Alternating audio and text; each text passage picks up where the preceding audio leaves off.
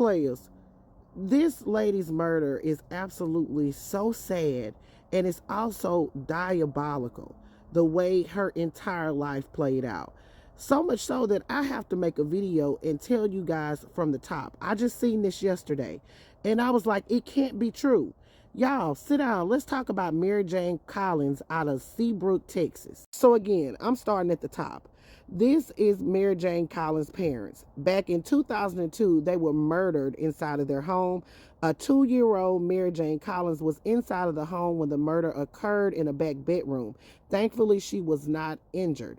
Now, apparently, a man broke into the home to steal things, to get things that will take him higher than a Georgia pine, surprising them, and then he poked them to death. Assailant who committed the heinous act was not convicted of the crime until MaryJane was 15 years old. He was sentenced to life in prison.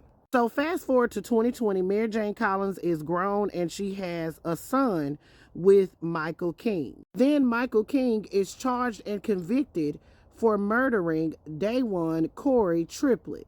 So Michael King is now locked up, and according to court records, in June of 2024, MaryJane Collins gets into a relationship with a man by the name of Dwaylen Ernest Hurst. And according to MaryJane's family and friends, shortly after the relationship began, MaryJane began telling them about alleged abuse. Court record states that she once appeared at her grandmother's home with a bite mark on her face. She said that was caused by Dwaylen.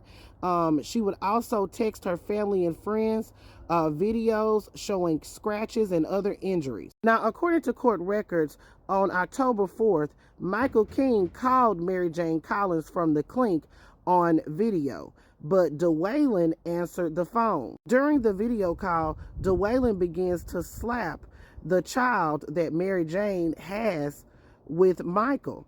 And you can hear MaryJane in the background saying, "No, get away from my baby, just get away from him." Apparently, Michael got off the phone and called his mother, in which she called the Seabrook Police Department. And they alleged that Dwaylen had a weapon.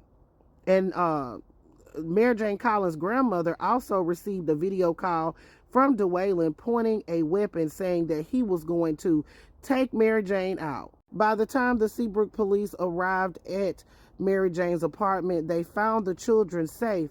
However, they found MaryJane deceased from a poked up wound. Video footage from the Ring camera shows Dwaylen Hurst leaving the scene, trying to take an evasive path for 25 minutes, changing directions multiple times, while also going through different properties nearby. So here's the deal.